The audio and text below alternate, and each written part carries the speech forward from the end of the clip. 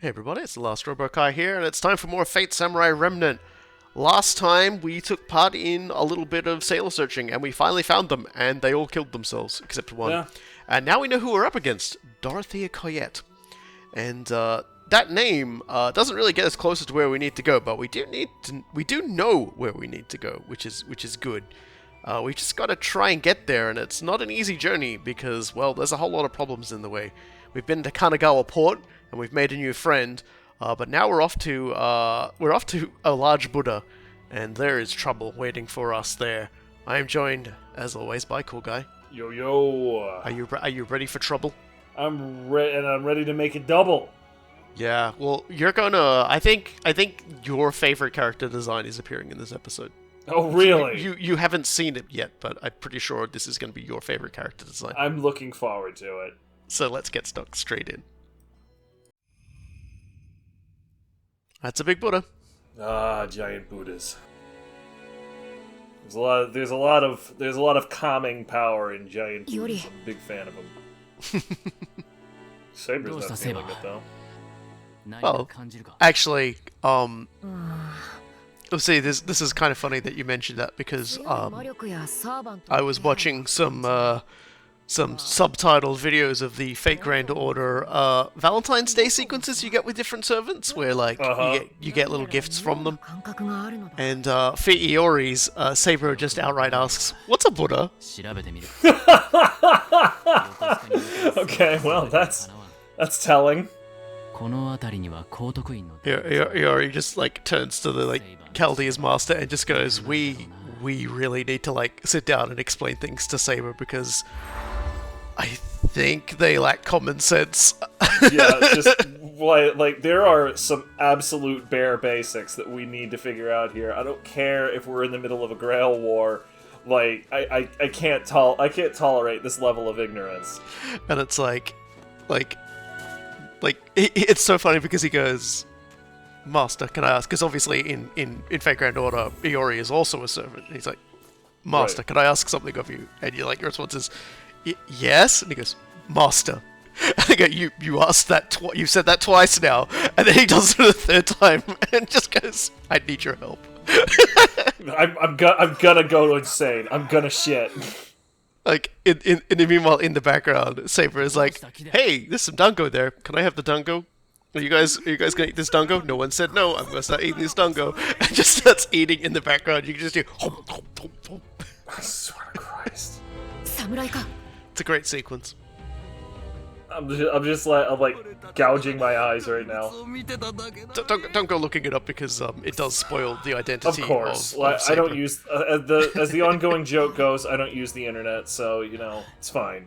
No worries about me looking any of that up. I can't believe someone's getting stabbed at the Big Buddha right now. Feels like it's contrary to the point of the Big Buddha, but you know what do I know? So as we go in for this, there's a lot of like dialogues and stuff that aren't available, and this entire area is just blocked off. I don't even know why there's a Giant pathway house. up there. You will never they've never opened up anything for that. Of like a part of me is like maybe it's for DLC, but with the first DLC that's come out, it's basically just like a completely unique point on the map, like a digression. So to even activate the DLC, you have to like very willingly step in and do it. That's the sort of thing that, from a design perspective, makes a lot of sense. Simply because you can seal that up and put basically a piece of bait out there, but you can always decide not to do anything. The worst anybody's going to say is, "I wonder what's behind there. It's a real shame we never get to go in there." Which, grand scheme of things, that is not a big deal. So this is a familiar scenario. We're currently being attacked by weird-behaving Tokugawa goons. Only these guys aren't glowing eyes. They're more like purpley. Purple glowing. Well, okay then.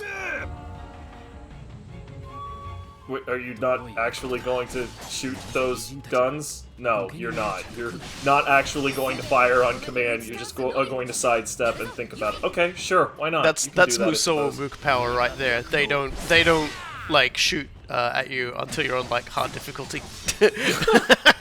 on normal difficulty, mooks just sort of gather around and think about attacking you, and you might get attacked once every like 3 minutes. All right, my sanity demands I not engage with that too much, because honestly, that's something that bothers me in Musu games as well.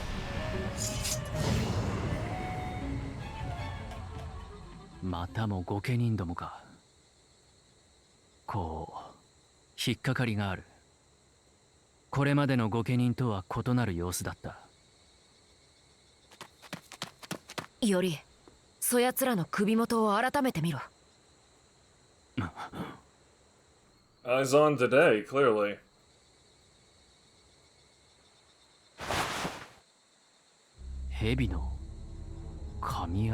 Alright, well, that narrows down the list of suspects, doesn't it? Yes.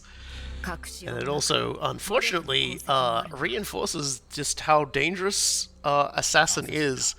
It's actually one of those things that with assassins in the Fate franchise, they tend to not be tremendous threats in the traditional way of being like really good at straight up combat. They'll usually be like extremely hard to locate till they do a surprise attack, or they'll have a very special technique. And so really like the success of an assassin will boil down to that moment, that strike. You know, like which makes sense. That's an assassin. Like that's what it all boils down to. That is precisely how assassins generally work. Yes, it's an immense amount of casing and preparation. Yeah, and yet this particular assassin has quite a large amount of tricks at his disposal. He's no slouch in combat. I mean, he went toe to toe with Musashi of all people.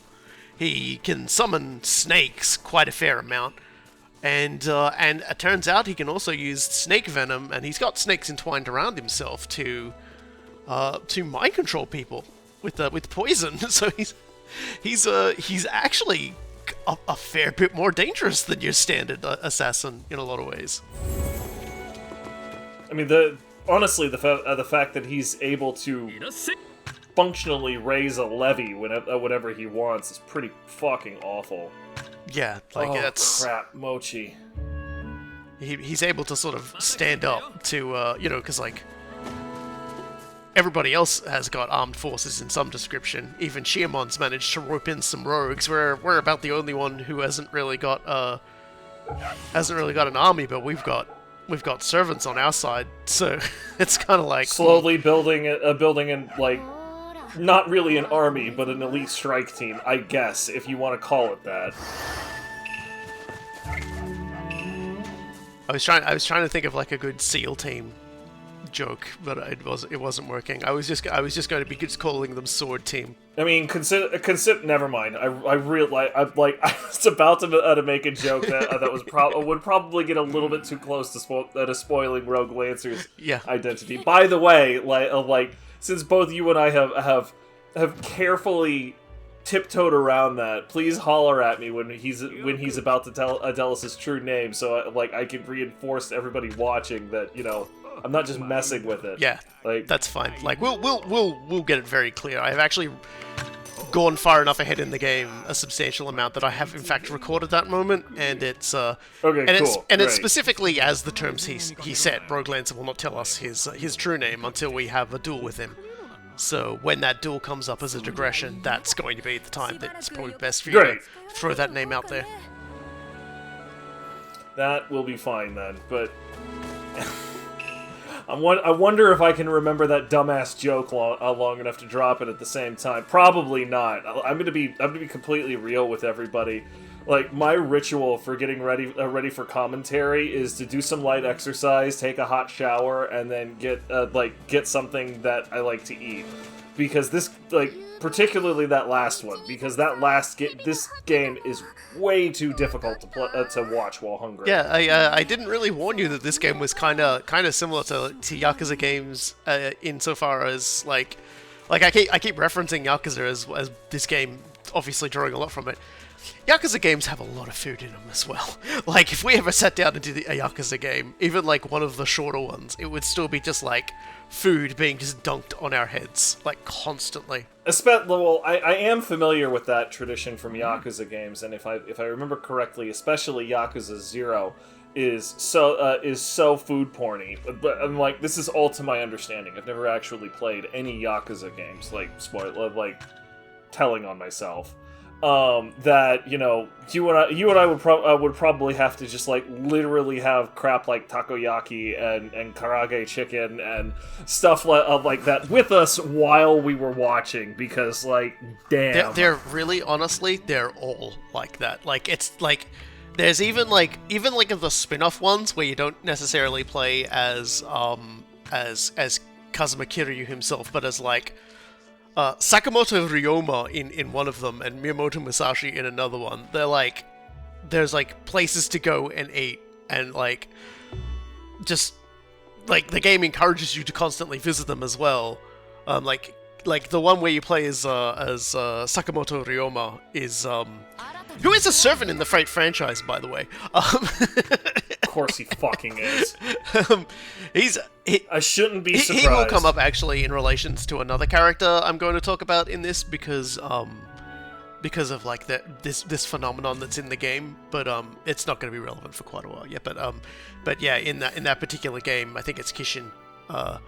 You befriend the people that make food places and like bar taverns and stuff like that, so you're really encouraged to just keep going back there, but also you can grow your own food and make your own food, because you get like a house, because when they remade it, I don't think this was the original I'm feeling very called out by you get your own place, you get like that era's just pre-Meiji Restoration's version of Haruka.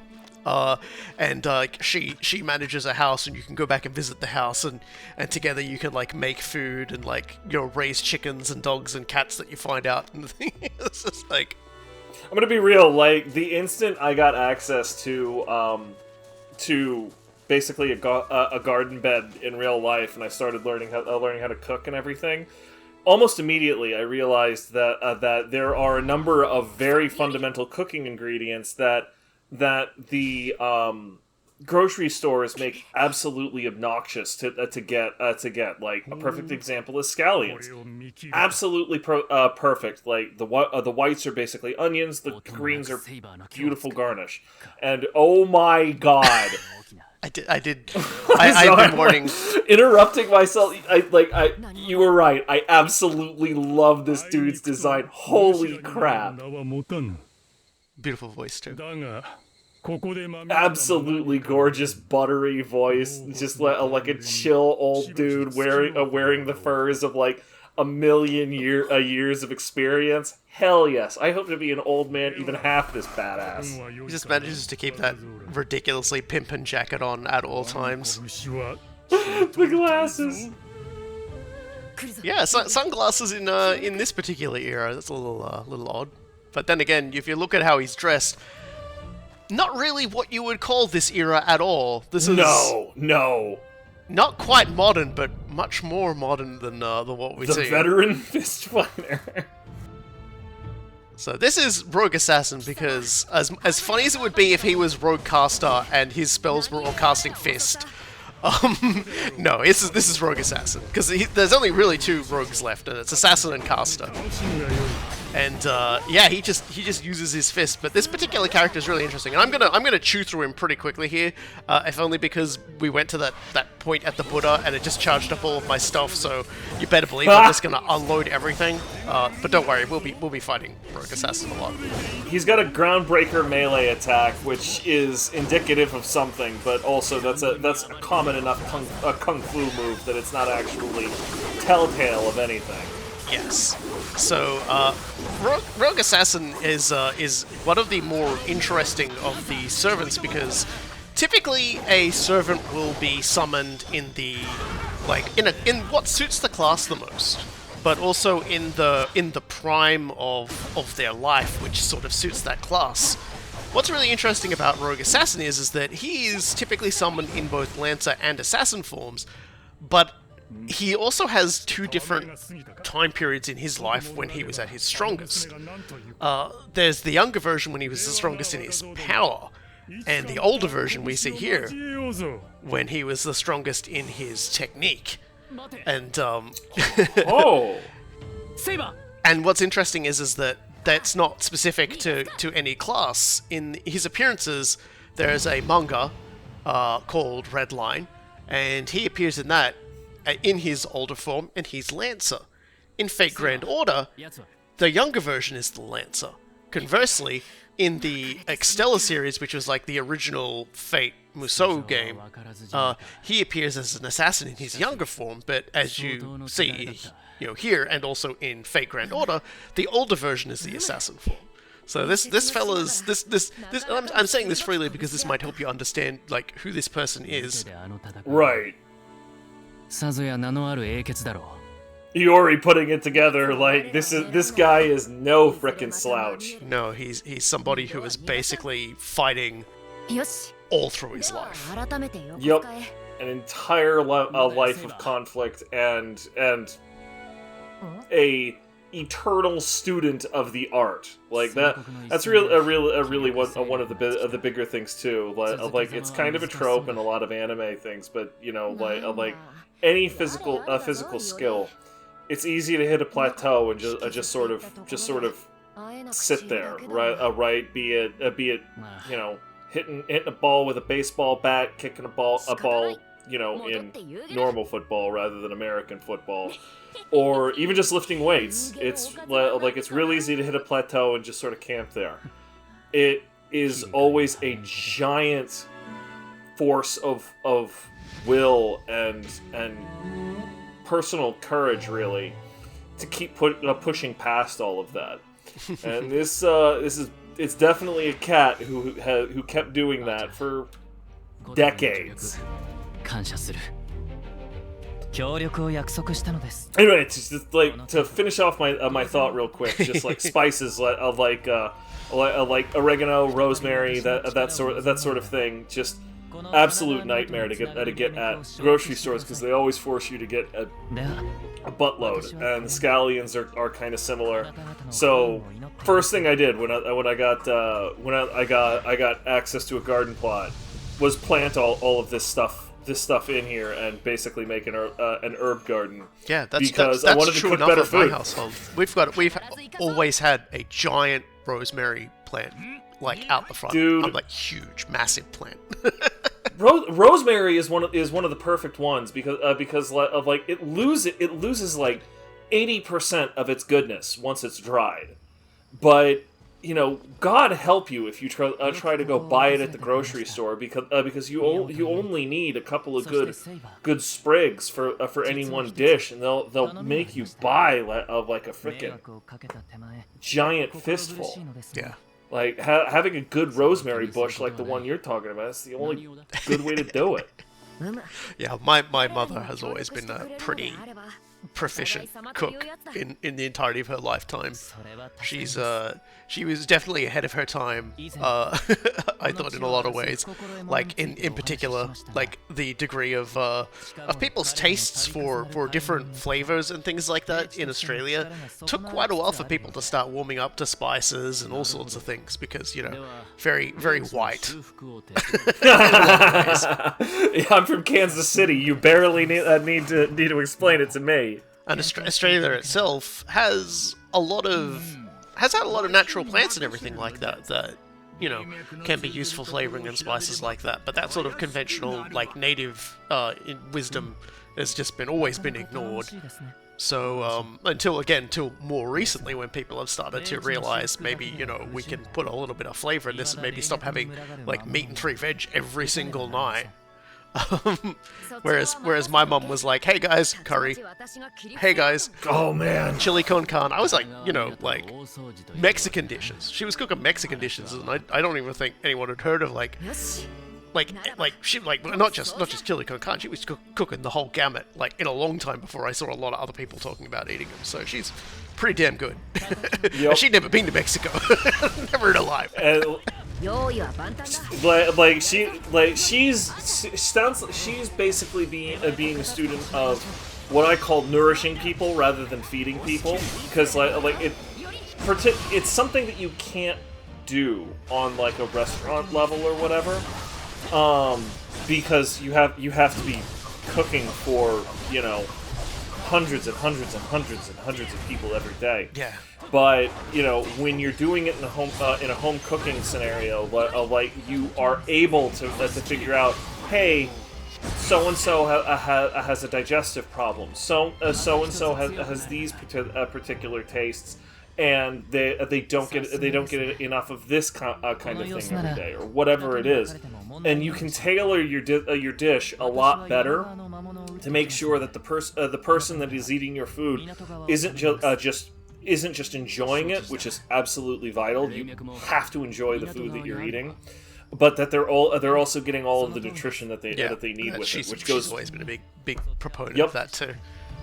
Which that goes to stuff like, you know, Mexican and Spanish cooking traditions. They're so good about that from the spicing perspective, because most of the spices that you think about, they're black pepper, most red peppers, their seeds, all of that sort of thing. They all aid digestion. So if you got a little bit of an irpy tummy, if you can handle a little bit of spice, don't be surprised if them enchiladas or that chili con carne or the stuffed peppers, any of that stuff goes down real easy. Just upping the bond there. I appreciate how it says, it said Tamamo Aria up top, and then when she was actually saying something, it was just Rogue Rider. Like, who are you fooling exactly? Yeah, they kind of do weird stuff with it, and that's partially why I had to like wipe my save file, because like obviously it was always saying Saber in dialogue, and then the second it opened up the thing, it was like, and here's the true name. So we're dealing probably just to get us back on track to what we're doing now. I just imagine there's probably some people who would like us to talk about the game. We're helping Archer deal with the fact that it seems like our foe is screwing up the ley lines a fair amount around here, which would be an excellent way to weaken or even kill Rogue Archer and take them out of the game, because they wouldn't be able to have enough magical energy to keep themselves manifested. On top of that, it will also allow also make it more difficult for someone to use the ley lines to advance towards their base of operations. And the reason why it's fairly obviously related to Assassin and his master is because it's being done quite skillfully, and the seal that's being placed on the ley lines is using a bunch of different nodes. It's important to note that like of all the masters we've encountered so far, like they've used very blunt magic, whereas the magic used by Dorothea has been a lot more sensible. I think it's probably the best way to put it. Yeah. And subtle. And she's layered traps into them and things like that. So she's a proficient mage. So she's a mage of the Clock Tower, which is a very big organization that basically primarily works out of the UK. The Clock Tower is equal parts like the Mages Association headquarters, as well as a college where... Don't tell me that the Clock Tower in question here is Big Ben. Don't tell me that. I won't tell you that because I don't actually remember. Okay. I will tell you that like going. A great degree of like kilometers underground, the Clock Tower facilities, the Mages Association building is like the corpse of like the last dragon. The last true dragon. Mm-hmm.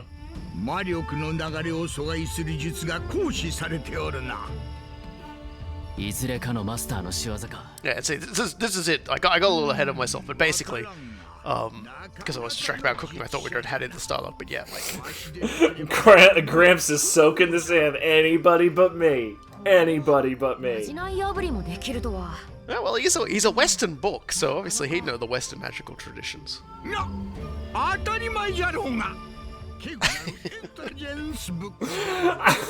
That face is still Gramps the best really face. grows on me. Like he's so happy to be useful. He's a great. There isn't actually a bad character in this entire game. I would be so bold as to say, like everyone fulfills their roles extremely well. If you asked me who my favorite character was, I'd say Chiamon, but we haven't seen the best of him yet, so that might seem a little odd. そうしてみよう But yeah, so to get back on the whole like Mages Association thing. Sure. If you ever want like a good work that sort of delves into the Mages Association in the Fate franchise itself, I would say the Lord El Malloy II case files. It's like, it started, I think it was a light novel, then a manga, and then it also had an animated series. It's kind of like the main character is a third-rate mage. He's not very skilled. His magic circuits are incredibly shitty, but he is one of the 12 head teachers of the the college part of everything, and he also like deals in like the administration of like certain parts of that as well, of magecraft, and he is that way because he's kind of like he's kind of like the way he looks at magecraft and figures out how magecraft works and everything is sort of really strong on observational skills and such, of the likes of what you'd get from a detective mystery like Sherlock Holmes. Like, it always gives me big Sherlock Holmes vibes. So like, that's awesome. So like a good descriptor will always be like this one particular character, who is basically like a really talented mage, but like was just like completely impossible for any of the teachers to deal with. And he was basically just convinced he was like eventually just gonna be like chucked in a dumpster or whatever, because like, doomed forever, more or less. And so when he gets thrown in El Malloy II's class, which is kind of like at first the class where you send the problem kids, like he casts a spell that makes his face force a smile. And he's like, well, there you go, like, because he just can't even be bothered. He figures it's all gonna fall apart, so he doesn't care. So he's just gonna do that. And the very moment, like Malloy II appears, he's just like, okay, well, firstly, there's a whole bunch of different muscles you use in the making of a smile, and you've done like not even nearly enough to make me even like remotely convinced that's your real smile. Like, you need to really like fucking shape your shit up if you're gonna be pulling shit like that. And the guy was like, holy crap, this is probably the first teacher that A, I can learn from, and B, is willing to actually sort of, stand there and like talk to me about it. So but that's the kind of person he is. And like El Malloy II himself was actually a participant in the Grail War that preceded Fate Stay Night. So he's a character that's existed since the original Fate Stay Night, since one of the characters has had him as a teacher, and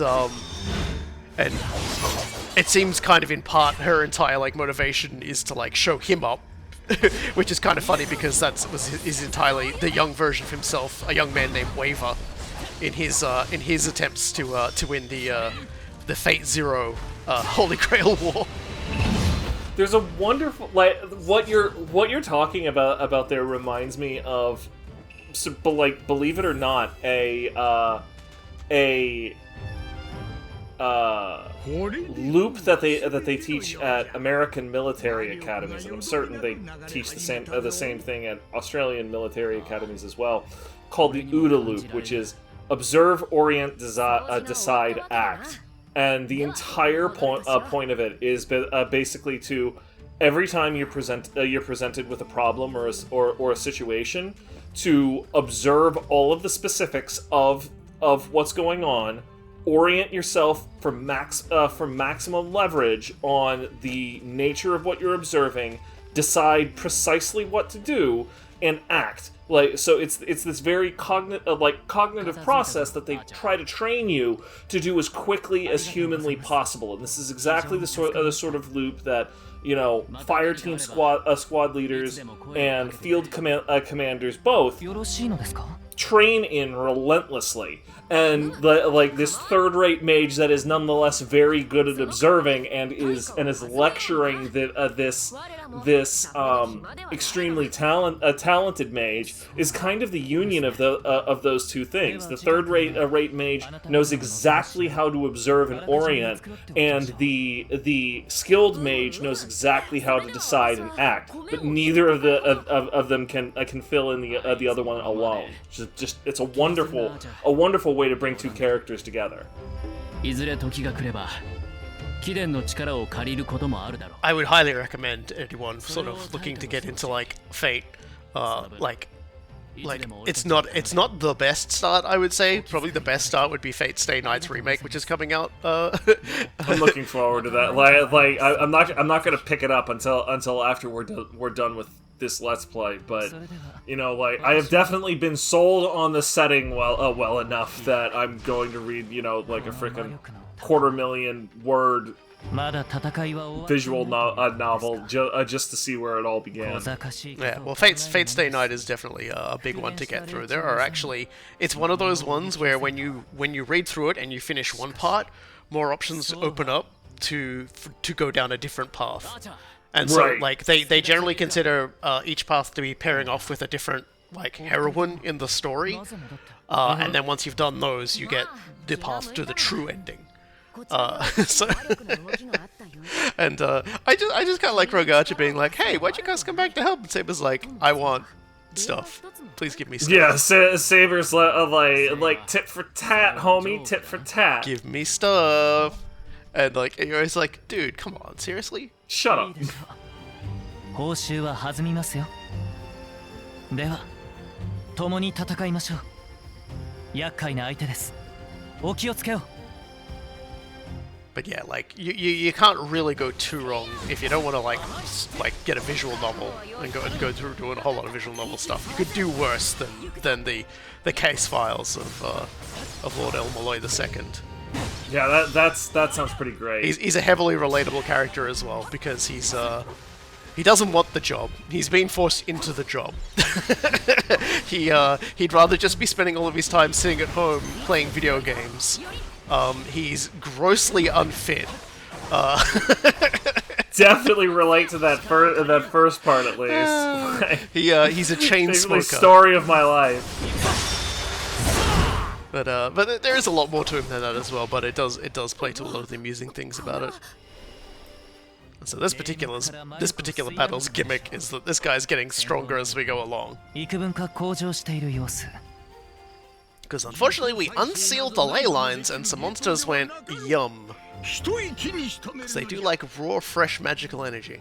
Particularly a monster like a one-eyed Oni, which is usually some sort of fallen monk. Kit owned, nerds. Darn. And this is a funny sort of state that they can sometimes get into where if you hit them while they're staggered enough times with like heavy hits, they just get sort of stuck in a loop of falling over. So what you're saying to me is that Saber warned this one-eyed Oni about stairs. That's what I'm hearing from you right now. Yeah, there's a lot of stagger you can do in this with some of the bigger enemies, and it always looks ridiculous. Whee! Yeah, just pray in the laser Speaking of out. ridiculous, that attack. より奴は大技を放つぞ Get blasting this guy with water. Yeah, just a little bit more, and alright, now it doesn't matter what you're preparing, because now you're just gonna die.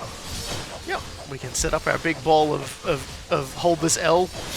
Look at this graph! Of course, I don't get to do it because Saber was like, no, we have to do the really cool attack, and while I was mashing Y for the big attack, just sort of spawned that directly on me. You know what? Whatever. ご協力ありがとうございます。この私としたことが再び手を He's very formal and a little stiff, this Rogacha. 貴殿が気にする必要はないさ。 Like, homie understands a lot about etiquette, which doesn't surprise me too much considering his garb. He gives me real school president vibes. Is probably the best way to put it. なぜでしょうか。その剣がいささか鋭くなったように思えます。俺の剣が？ええ、その鋭き剣筋は平らかなる世を生きる者のそれではない。鋭く冴えた敵を殺めるための剣。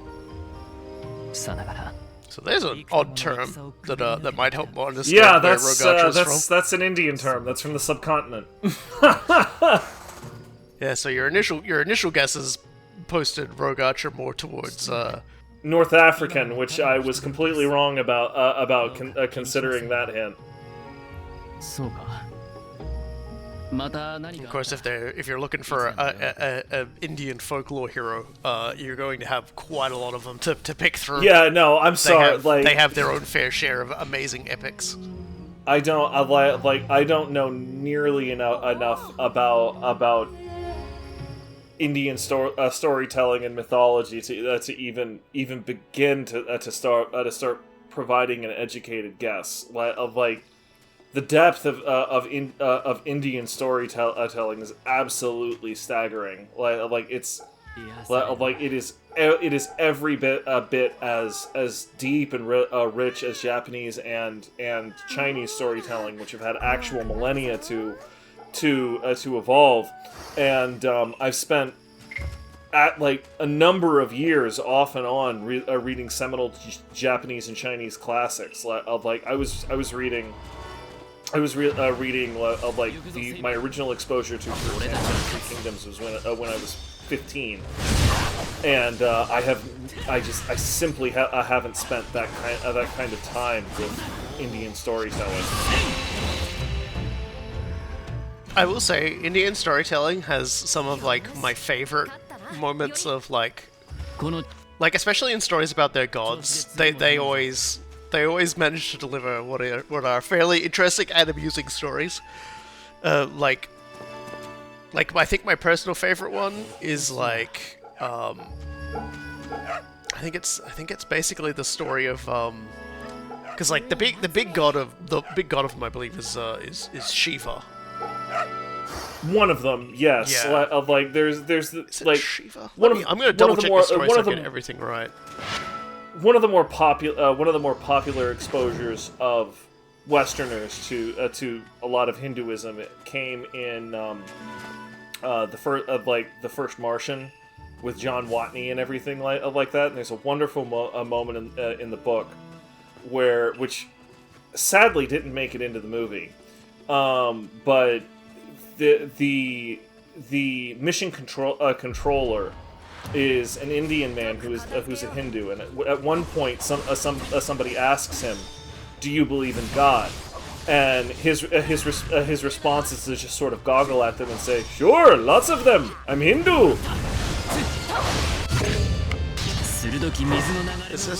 There's one particular story, and it basically involves the god of I suppose, and it's kind of hard to sort of describe it because I guess it's probably best the god of love, Karma, who Oh yeah. and Karma is like. So in this particular story, Shiva is doing this big meditation, and his wife Parvati is like, he won't wake up and spend time with me. Karma, please, can you get this guy to wake up?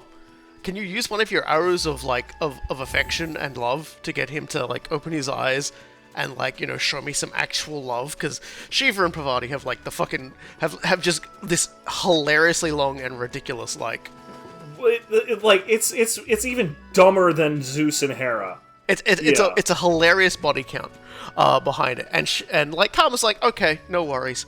Shoots an arrow, Shiva goes, "Be gone, Brand," and then just fucking lasers Karma to death with his eyes and just turns him into stardust. He just literally kills him. And that's the story. It's just why did you do that? Nobody disturbs my meditation. And so, poor Karma. I feel so bad for Karma. It's like literally doing his job and gets fucking super murdered for it. And then there's another time Parvati's dear husband Shiva, please don't visit me while I'm I think she was in the bath or doing her hair or something, and he's just like, look, you're my wife, and I'm the most important, powerful god around. I can do what the hell I want. So she creates a son, whose entire thing is just to guard the door. And Shiva ends up dragging so many people into trying to get this around this fucker who has been basically created to just hit him with a stick every time he tries to go in. Just bonks him really hard on the noggin. and eventually, like Shiva finally kills this kid, like a kid, and is like, and Pravati just comes out and is like so mad at him for it. Even Shiva's like, okay, sorry, I fucked up. And so, like, because he's, like, decapitated this kid, he puts the head of an elephant on him, and that's the story of Ganesha.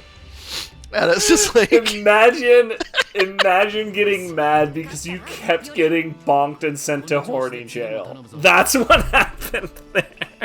It's beautiful. Like I always appreciate, like, stories where even, like supernatural, like, massive deities who can, like, you know, laser other gods into stardust, etc., are still having, like, basic marital problems, like, hey, you know, sometimes I like me time. And it's like, you know, like, you've got to learn to respect boundaries, and it's like, but I'm the man of the house. You know, like... It's just like, I don't care. It's so good. And I don't mean that in making fun of it either. Like, I like those kinds of stories. I think they're fantastic. Dude, no, like you and I are complete in agreement there. That's a correct lesson. Like she being forced to say, okay, I fucked up. I'll make it right somehow. Like, that's the correct lesson. That is the correct conclusion to that story.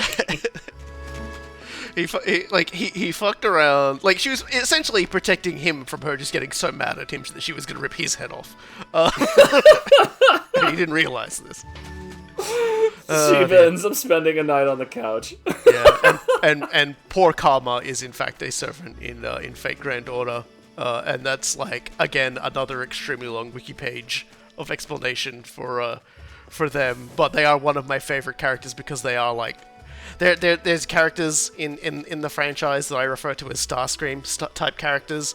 The ones who basically come up with really good plans that probably would have won if it wasn't for their own, like, personal flaws and everything like that. And in this particular case, Fate Grand Order's Karma is like, doing my job got me lasered to death one time. So, like, I'm just gonna be lazy about how I do things, and unfortunately, it's this laziness that usually undoes, like, the plan. Yep, that sounds about right. Like, clearly doing my job got me negative rewards, so I'm just not going to do any job again, ever. And then you wonder why nothing works. I've talked about, like, in, like, the YouTube comments and elsewhere that we're probably just gonna have to do an episode at some point where it's not even, like, any of this game. It's just I sit down and I show you a picture of, like, a servant that we have talked about in this like this Let's Play, because you mentioned the 1001 Arabian Nights storyteller, Scheherazade, I believe you said her name was? I believe that's her name. I always have difficulty. I don't know how to pronounce it. She is actually in Fate Grand Order as well. No shit. I mean, like, there's... Like, that's definitely deserved. Like her importance in Arabian storytelling is difficult to overstate, simply because in addition to having, you know, the 1001 Arabian Nights and all of the seminal stories and everything, you know, she is credited with basically being a medieval version of a therapist and restoring the sanity of the Sultan. Yeah. Which was absolutely massive. Yeah, like she and I think everyone is, like, definitely looking forward, already having said that, to you seeing her character design. Great. Well, yeah, I would 1,000,000% be down for something like that, because oh Lord. Yeah, we spent far too long talking about food, but now the game's going to do it. I mean, just the sheer joy on Saber's face. I relate to that. Look at the size of that rice. I relate to that. I love rice so much. Oh, crap. I have not had nearly enough fish recently. I made some trout that I smashed up a bunch of pecans and walnuts. And painted the trout with some honey mustard, and then just lumped all of those nuts on top of the trout, and then I roasted the trout in the oven. That was fucking brilliant. But, you know, like, that is not dried fish, and damn, dried fish. Yeah, I've mostly been just like avoiding fast food, trying to avoid fast food places as much as possible. And I've just been going and getting sushi instead, and it's been a wonderful weekly decision for me because I get rice and I get fish. Rice and fish, brother. Rice and fish. Like it is. I'm gonna live to be 1,000 years old, like all Japanese people do. Yeah, exactly. Like I actually had a conversation about this with my dad recently because I was going on about food too much around him, and he's never been much of a food guy. Like he's just sort of like, oh, this tastes okay, I guess. And I'd like so trying to reframe the conversation for him. I talked about things like you have to enjoy your food. It lowers your stress. It helps your digestion. Blah blah blah. And he brought up the point of basically like Japanese people eating these very like subtle flavors that agree with them and so forth.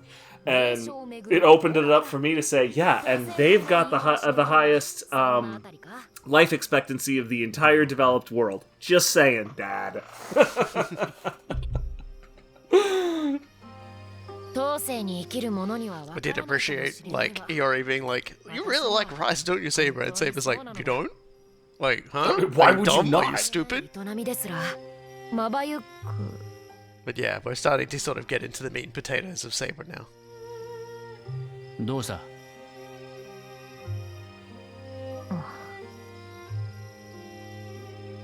より覚えているか？宣告吉原で私を止めた折に君は言った。力なき民草を巻き込むと。言ったが、どうした？それはとても。いや。I didn't really expect anybody to give a crap about innocent people. Saber? Not really a thing where I come from. Where I come from, everybody fights. 違っている。君の生きている世界と私がかつて生きた世界と時代も違う、暮らしも違う。ここまで違えば私にとってはもう別の世界だ。それでも武器を持たぬ者がいるのならそれは評価すべきものだ。以前も江戸の暮らしを守らなければと君は言った。あの時は言えなかったがそのことの葉は Pretty sure that is one of the first positive things Saber has ever said about Iori. そうか。Okay, it must be because Iori doesn't understand how to handle it. 喜べ。 Yeah, okay, great. すまない。どうにも重はよくてな。うん。ありがとう、セイバー。貴殿の思いはよくわかったよ。ならばよい。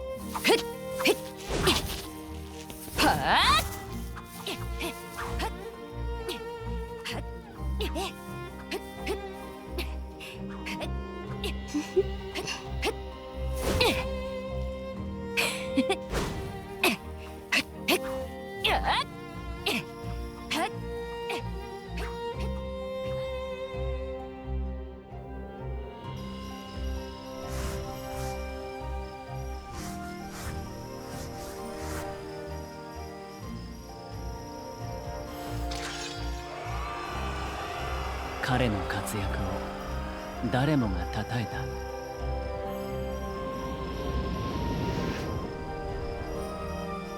た。荒ぶる神さえ恐れぬ英雄と。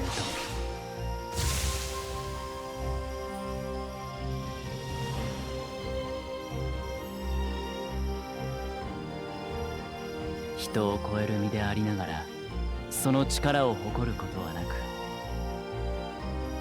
戦に荒れ狂う日よりも戦なき凪の日を良しとした。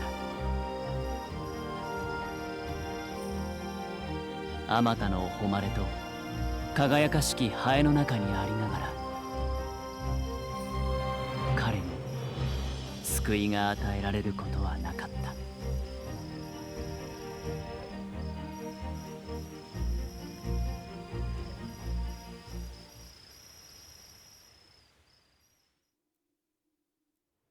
Oh ho! I really liked both of those sequences. Although it does bigger the question, what's Kaya doing up that late at night?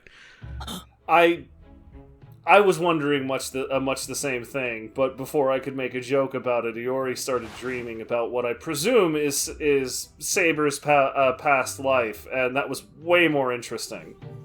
This is something that actually sort of the game's going to explain a bit, and it's something that comes up in Fate Grand Order a lot as well. And I think it's something that might have even been established in the original Fate Stay Night. That essentially the magical connection between a master and a servant will allow the master to see glimpses of the past of the servant they've summoned. And it becomes more... It happens more frequently, more prone to happening, the deeper their bond is as well.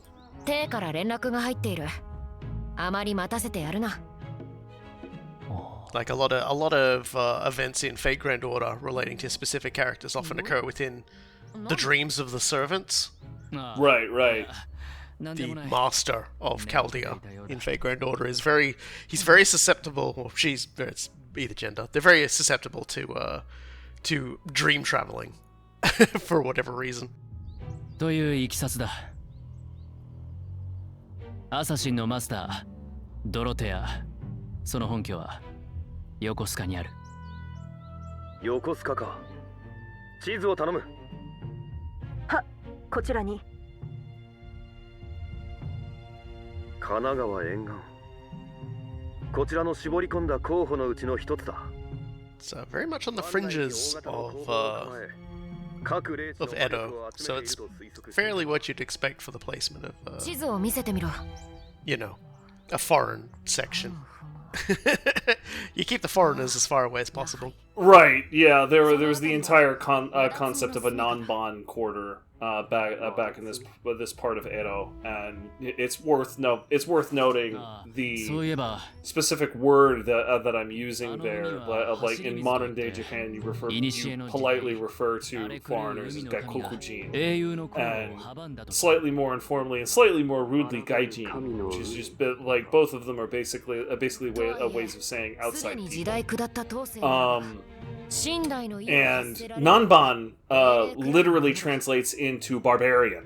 So a Nanban quarter is functionally the same thing as, you know, like a Portuguese enclave or something like that. But the word in Japanese is far more demeaning in this time period than you would run into in modern day Japan. Yeah. So they talked as well about a sea deity being there, but. Like, Saber is quick to sort of add that there aren't really any creatures in this day and age that have that sort of power anymore. Most of the gods, as they are, have either been slain or moved on to another plane of existence. By all accounts, as far as I'm aware, with Japan, there is still one god present, currently pinned to a mountainside by a spear dropped from heaven. And can't imagine who that would be. Well, let's just say this again goes back to Ryoma Sakamoto, right? And his crossing paths with a god, and it's quite a nice story. I feel like I'll explain that if I do the show and tell of the different characters. I'd be interested in doing that at some point, simply because, like, obviously there's a ton of gaps in my storytelling knowledge, but that has absolutely been a preoccupation of mine since I was in high school. Is reading old stories of various cultures and heroes. まずは朝毛が楽しみだぞ。それはそれとして。より。You know, it doesn't even matter that I eat shortly before we do all of these things. Saber never fails to make me hungry. Well, I'm gonna say this much. We aren't next episode. We're not going to be going and fighting assassin. We're going to be doing a lot of digressions instead. So we're not quite there yet, but we're close. 新しい戦い方など試してみるのも良いのではないだろうか。趣向ははだから昨べはあれほど 君 She's so embarrassed.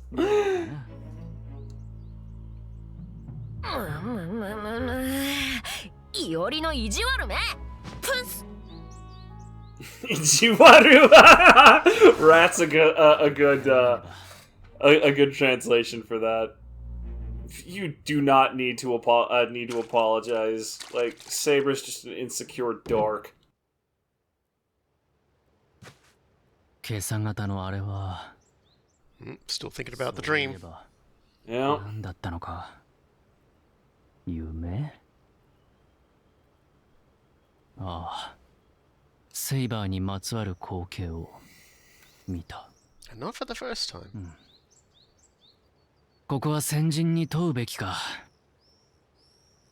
Please don't tell me you're going to talk to Arya about this. サーバントの Oh, 過去の great. 夢に Wonderful. Thank God. それなら俺も経験があるぞ。 No, why not ask someone who's very likely experienced it as well? Yeah, no, Zheng is Zheng is a way better option. そんなことが起こる俺の知見とアーチャーの言葉を突き合わせただけの推論ではあるが、義において英霊の召喚が成立した際、 Yeah, it's like I said. Explained. Yeah. 魔力の経絡が通う。 Though I did leave out one important fact in all of that サーバントに魔力が that is now going to be explained. それは単なる魔力の供給路ではなく、 Oh, that dreaming potential is two-way, isn't it? 心過去の記憶や真相に眠る意志。 Right. Okay. 経絡を伝って Yeah, that shit's two-way. All right. So that's そして意識 interesting. が曖昧になった時に、それが夢という形で立ち現れるのやもしれん。ならば逆はどうだアーチャーが貴殿の過去をセイバーが俺の過去を見ることも That's a weak-minded question. ある。下手をすれば幸せだ。それこそ見せたくもない過去までな。Womp womp, boy. Well, aside from his own personal origins as being the only survivor of a bandit attack, 忙しい中 there's probably a lot in there that Iori doesn't want to be seen. よしてくれ。そうか。 On it, like it's rather silly too, simply because I would understand why he doesn't want to talk about it, but especially with the insight that he just got regarding Saber, like there's very little reason to believe why that wouldn't be understood. あれがセイバーの過去なのか Like, you're rather talking to a kindred spirit there, Iori, whether you like it お or い not. より何をしている出発するのではなかったのかあいや少し定位に確かめていただけだ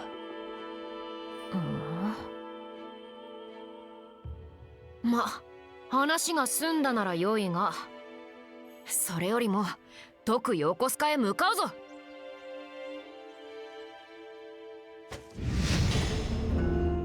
'Tis now the time to finish this. No sentence has been ever more incorrect, because we're not finishing it next episode. We are continuing to do a few other things. Side quests are where you get all of your power, alright? Chill. And more importantly, we're gonna get to hang out a little with Rogue Berserker next time, and even get a chance to get behind the wheel of Rogue Berserker. So it's gonna be a fun next episode. There will be cool. suplexes. Oh, that's a big check to write. I'm looking forward to that. Yeah. So I've been the Lost Robokai, And I have been Kogai. and we'll see y'all next time.